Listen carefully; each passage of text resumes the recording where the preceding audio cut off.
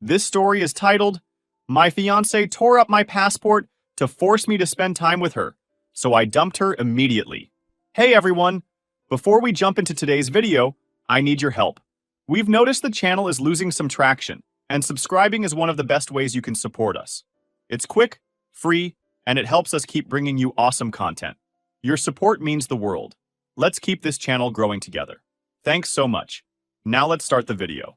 Hey Reddit, so this is going to sound crazy, but I've been holding on to this for a while. I'm Jason, 29 male, and I live in a mid-sized city. Nothing fancy about my life.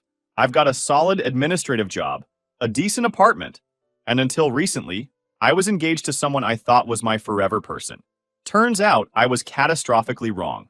Buckle up for this one because my fiancée Amber, 28 female, decided to redefine what toxic means in a relationship. Let me back up a bit. For the past few years, I've been grinding at my job. It's not glamorous. Lots of spreadsheets, emails, and meetings that could have been emails. But I've been consistent and reliable.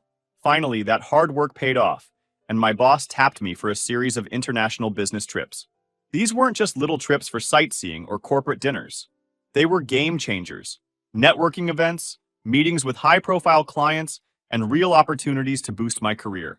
When I told Amber, she was all smiles at first. She acted super excited for me, telling me how proud she was, and even helping me pick out new luggage. She was all like, "You're going to crush it out there. Show them what you've got." For a minute, I thought I was one of those lucky guys who had a partner who actually wants to see them succeed. But I was dead wrong. At first, everything seemed normal. We talked about how I'd call her every night while I was gone, how I'd bring her something cool from Europe, and how this would just be a stepping stone to something bigger for both of us. But as the weeks went by, I noticed subtle changes in her vibe.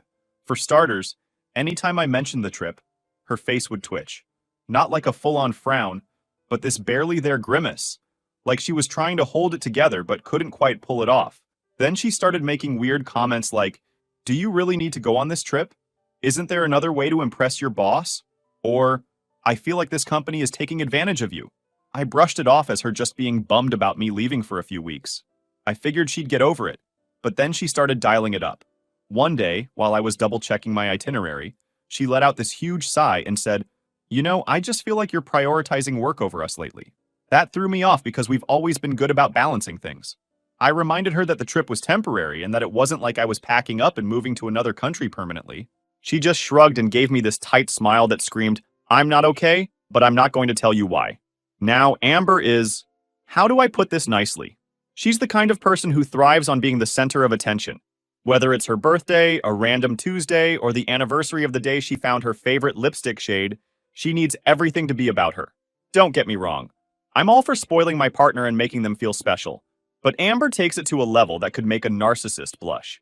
For example, last month, we went out for dinner with my coworkers. And somehow, Amber managed to turn the entire conversation toward her job. She works as a graphic designer, which is great, but by the end of the night, everyone knew the name of her boss, her latest projects, and how she's single-handedly saved the team during a tight deadline. Meanwhile, no one even knew why we were at dinner in the first place.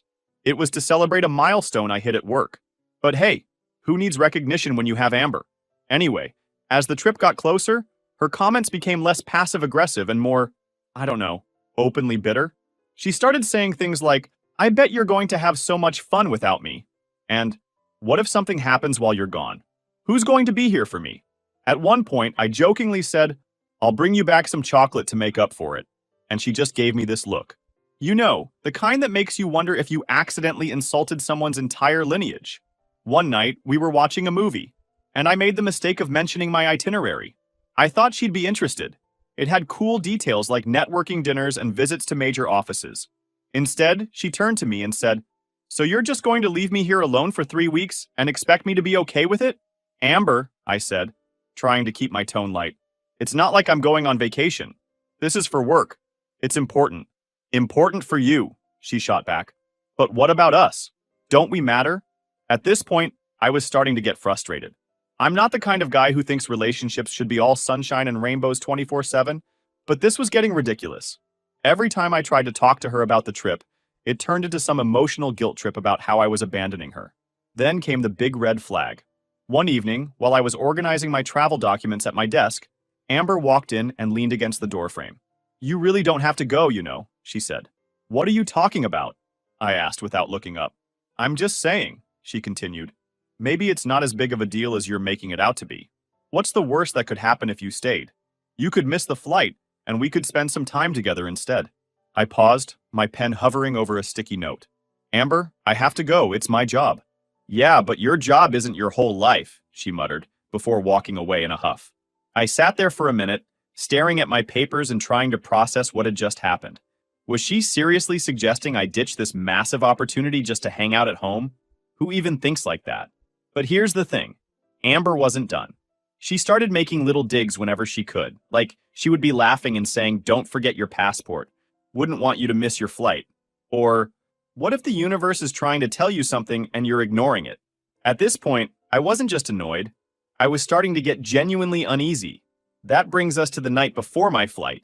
Everything was packed, my documents were ready, and I was feeling good. Then I opened the drawer where I always keep my passport, and it wasn't there.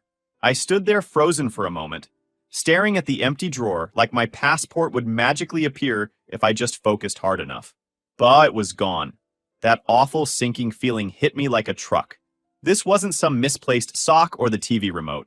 My entire trip, my career, depended on this one thing, and it had vanished into thin air.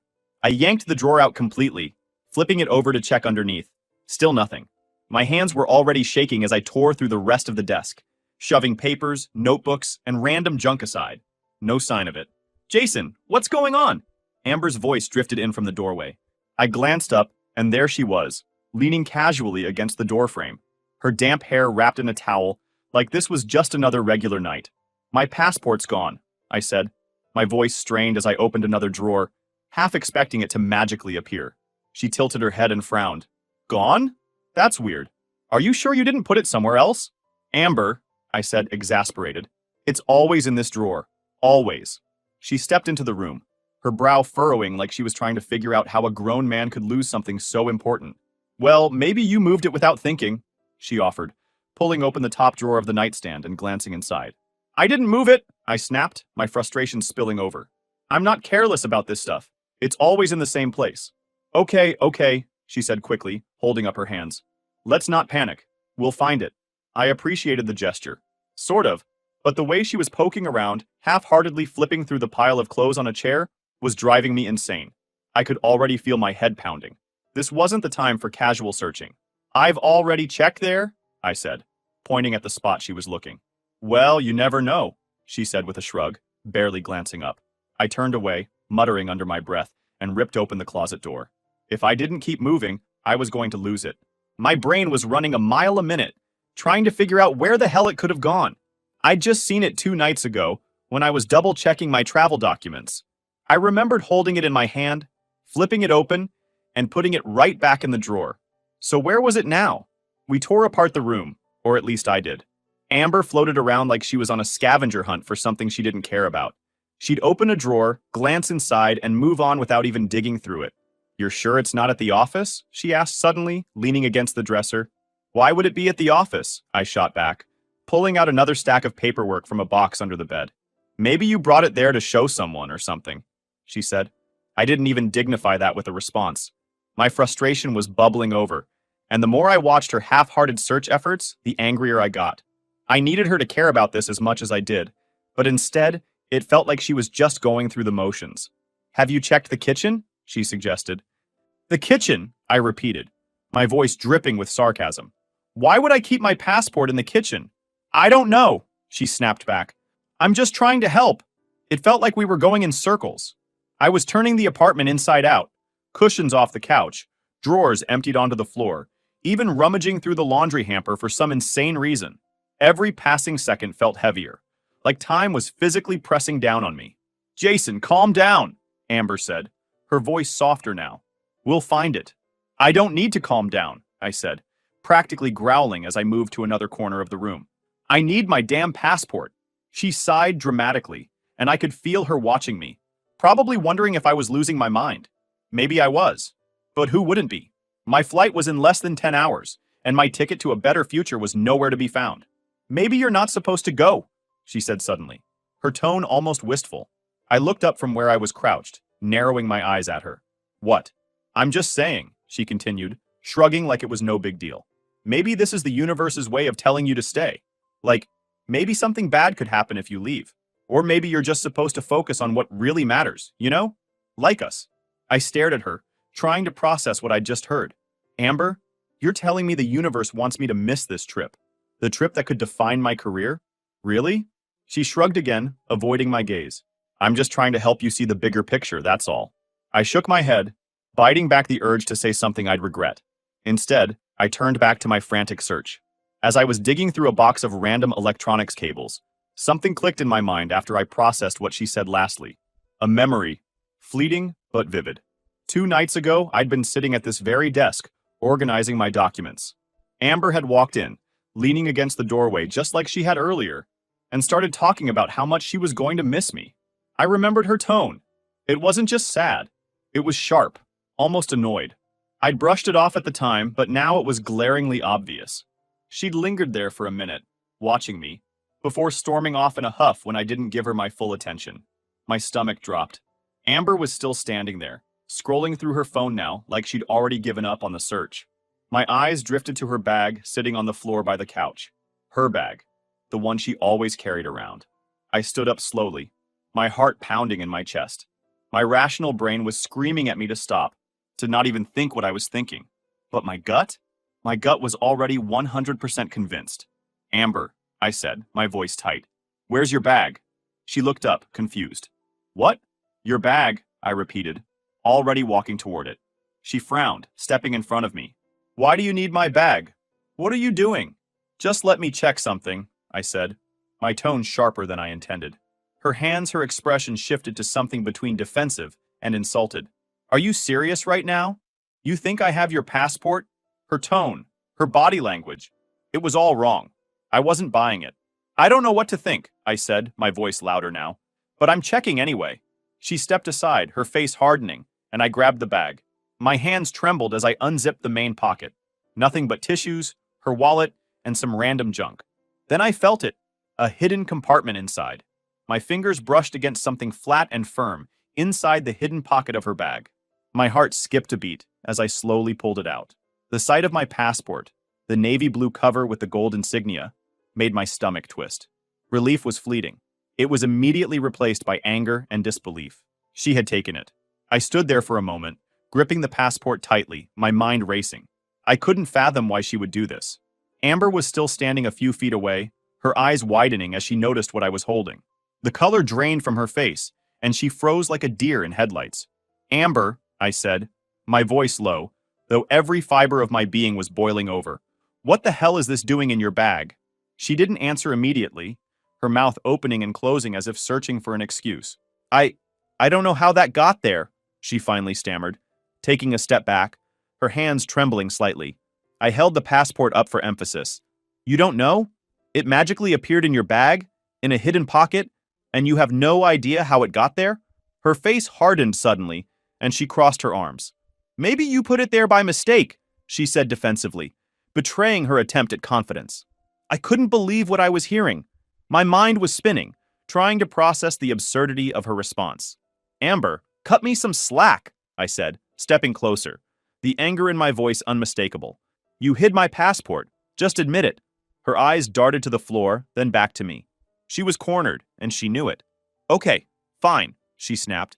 I took it, but I wasn't going to keep it forever. I just wanted you to stay. I thought if you missed the flight, we could have more time together. The audacity of her words were unbelievable. I took another step forward, towering over her. You thought stealing my passport was the solution? Are you out of your mind? Do you even realize what you've done? This isn't just some petty argument, Amber. You almost ruined my entire career. She flinched, but didn't back down. I didn't know what else to do, she yelled, her voice cracking. You've been so focused on this stupid trip and your job, and I felt like I didn't matter anymore. I just wanted you to see that we need to work on us. Work on us, I repeated, my voice dripping with disbelief. You don't work on a relationship by sabotaging your partner. What you've done isn't love, Amber. It's manipulation. Her face crumpled, tears spilling down her cheeks. I didn't mean for it to go this far, she whispered. I just wanted you to stay. I thought if you missed one flight, You'd realize how much I need you here.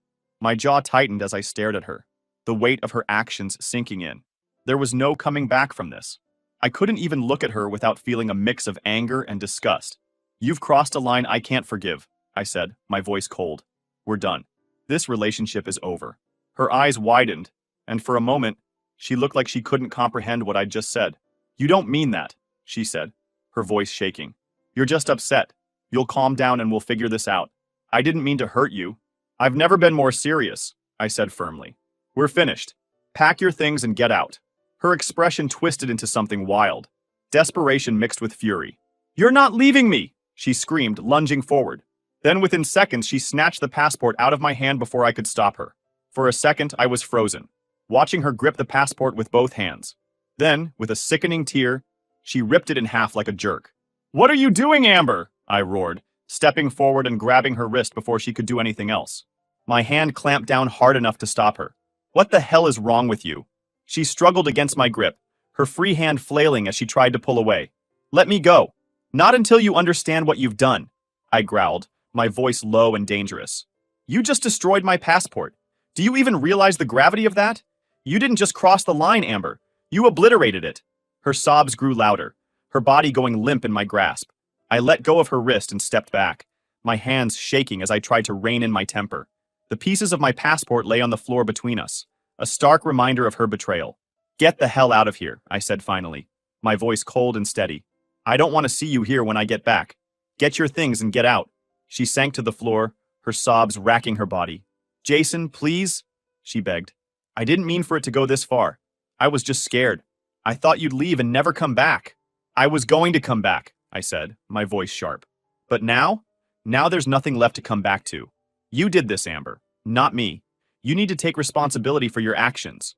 She didn't respond, just sat there crying as I turned away, unable to look at her any longer.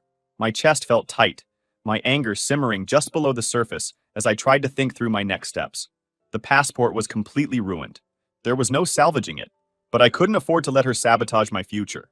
I grabbed my phone from the counter and started searching for emergency solutions. There had to be a way to fix this in time for my flight. My mind raced as I dialed a number, the adrenaline pumping through me, keeping my focus razor sharp. Amber's sobs grew quieter behind me, but I didn't turn around. I couldn't. The woman I thought I loved, the woman I had planned a future with, had turned into someone I couldn't even recognize. Her actions spoke louder than any apology ever could. The pieces of my passport were still on the floor, but I didn't bother picking them up. There was no time for sentimentality or second guessing. I had a flight to catch, and I wasn't going to let her ruin everything I'd worked for. My flight was still scheduled for the next morning, and somehow I needed to figure out how to replace my passport in less than 24 hours. The quick search told me that getting an emergency passport was possible, but it wouldn't be easy. I'd have to go to the nearest passport agency in person, and since it was after hours, I'd need to make an emergency appointment first thing in the morning. The catch? I'd need proof of my trip, government-issued ID, and a whole lot of luck. I called my best friend Caleb to ask for help. He immediately picked up on the urgency in my voice and asked what was wrong. I explained, trying to keep calm, that Amber had destroyed my passport. There was a noticeable pause before he responded with a shocked reaction, clearly struggling to process what I'd just told him. I laid out the details, how she had hidden it, how I found it, and how after I told her we were done, she tore it in half right in front of me. Saying it out loud only reignited the anger I was trying to suppress. Caleb didn't hold back, calling her actions next-level psycho, and asked if I was okay. I assured him I would be, but explained that I needed his help. I planned to get an emergency passport the next day, and needed someone to drive me to the agency to avoid any more sabotage from her. Without hesitation, Caleb agreed and asked what time he should be there. I told him it had to be early, 6 a.m. He promised to pick me up, and before we ended the call, reassured me that I was making the right choice by walking away from her. His words hit harder than I expected, but I knew he was right. After hanging up, I called the emergency passport line and explained my situation. They gave me an appointment for 7:30 a.m. at the nearest agency, which was thankfully only an hour's drive away. I spent the rest of the night gathering everything I'd need: my driver's license, a copy of my flight itinerary, and even an old photocopy of my passport that I'd kept for emergencies. By the time I finished, it was nearly midnight, and exhaustion was starting to set in. Amber had retreated to the bedroom, and the apartment was quiet. I didn't bother checking on her. Whatever she was feeling wasn't my concern anymore. At 6 a.m. sharp, Caleb showed up, looking half awake but ready to go. He took one look at me and shook his head.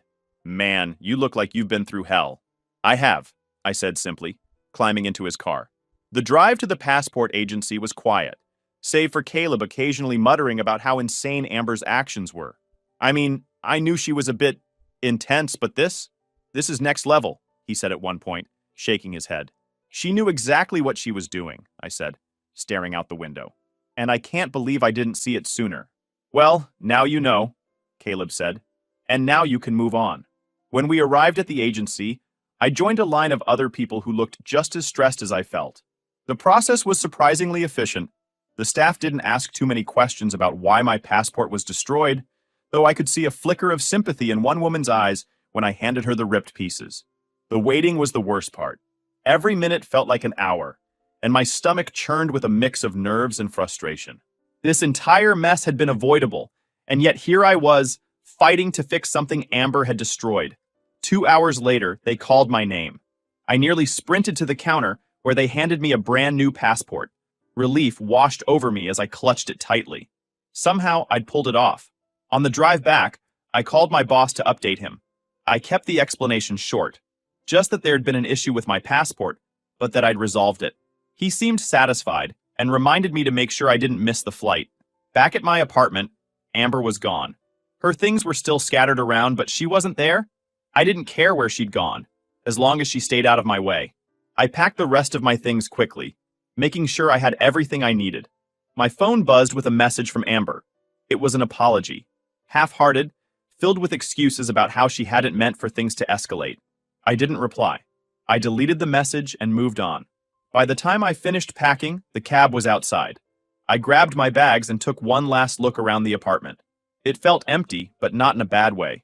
More like a clean slate. I left without looking back, ready to put everything behind me. At the airport, everything went smoothly. Security was quick and the gate wasn't crowded. Sitting in the boarding area, I allowed myself a moment to breathe. The passport in my bag felt like a lifeline, and the trip ahead seemed less daunting now that the worst of the storm had passed. The flight was uneventful, but my thoughts were anything but calm. I kept replaying the events in my head, the frustration building every time I thought about how calculated her actions had been. Amber's betrayal wasn't just personal.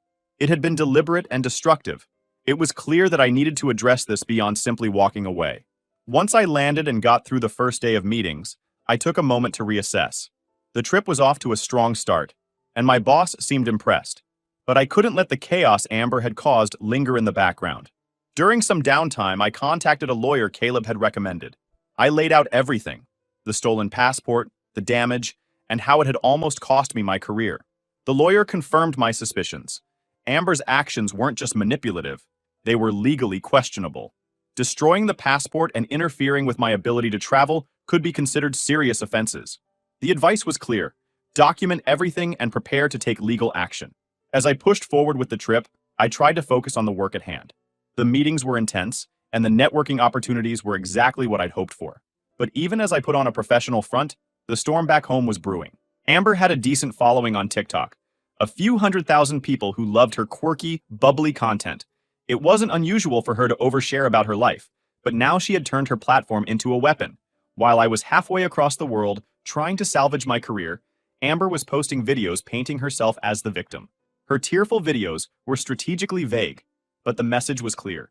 She'd been abandoned by her partner before a big trip, left to pick up the pieces of a shattered relationship. There was no mention of the passport or her actions, just a carefully crafted narrative designed to gain sympathy. The videos went viral quickly, and the comments were brutal. People took her side without hesitation, calling her brave for sharing her story. Mutual acquaintances chimed in, fueling the fire, and soon, strangers were digging up my accounts and sending hateful messages. My Instagram and LinkedIn were flooded with accusations from people who didn't even know me. They even tried to report my accounts multiple times. At first, I was furious. Amber's spin on the story was so far removed from reality that it felt like a slap in the face. But as the lawyer had advised, I saved every message, every comment, and every screenshot of her videos. This wasn't just online drama, it was evidence. Through it all, I kept my focus on the trip. The whirlwind of meetings and presentations helped me channel my energy into something productive. My boss pulled me aside halfway through and praised my work, hinting at more opportunities in the future. Knowing I'd managed to impress him despite everything gave me a renewed sense of purpose. Even so, the weight of what was happening back home never fully left my mind. Amber's audience was growing, and with it, so was the hate directed at me. Her followers pieced together enough details to identify me, and the messages became more personal. Strangers were calling me names, accusing me of being manipulative, and some even dug up old photos of us together, reposting them with captions that twisted the truth. The lawyer remained a steady source of guidance through it all. He assured me that the more evidence I gathered, the stronger my case would be. Amber's actions were creating a pattern of behavior that only strengthened my position. By the end of the trip, I had a clear plan. I would return home, meet with the lawyer in person, and move forward with filing a formal complaint. The passport incident alone was enough to justify legal action, but her social media campaign added another layer. She wasn't just trying to ruin my career, she was trying to ruin my reputation. The last night of the trip was spent organizing everything.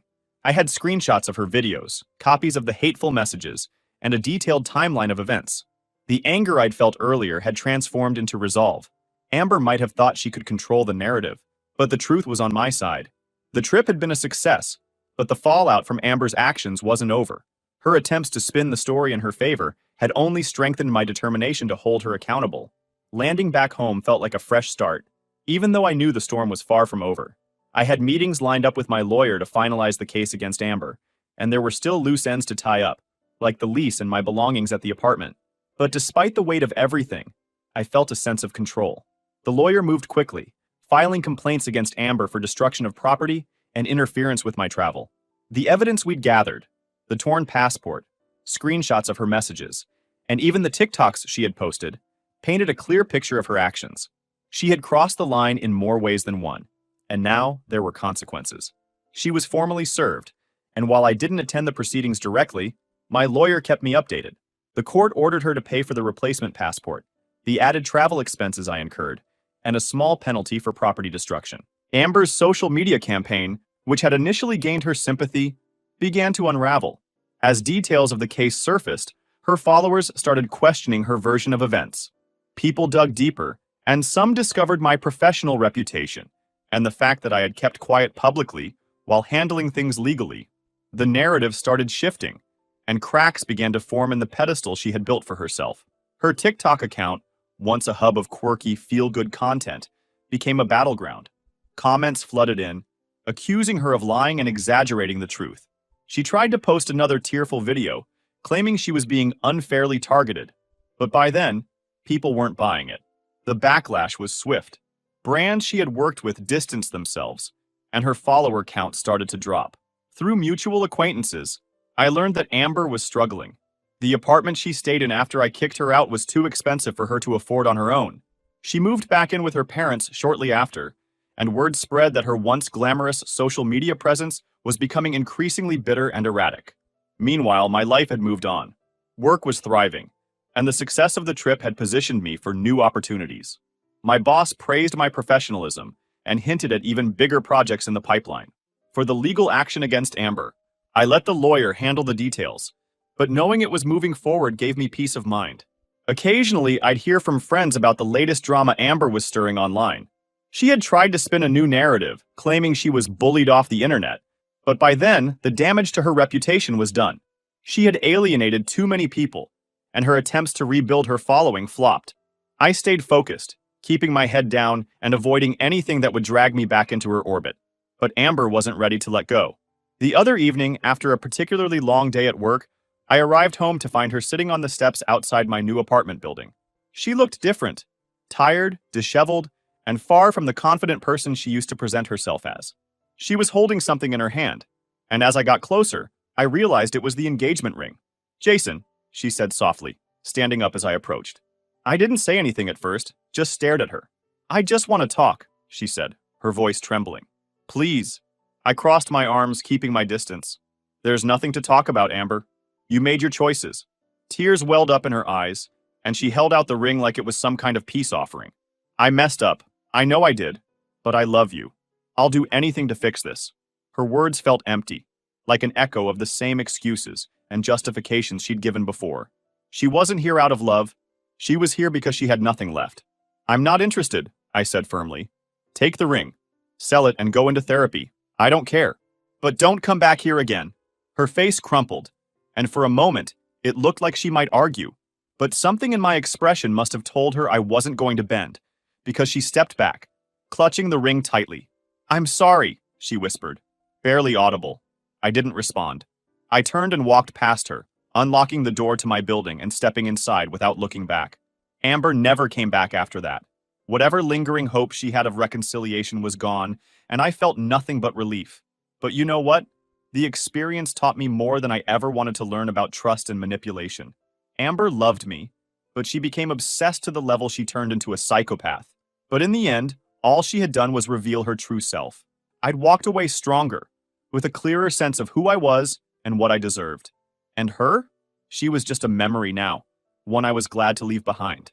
Was I too harsh in cutting her off completely? Or does this seem justified to you?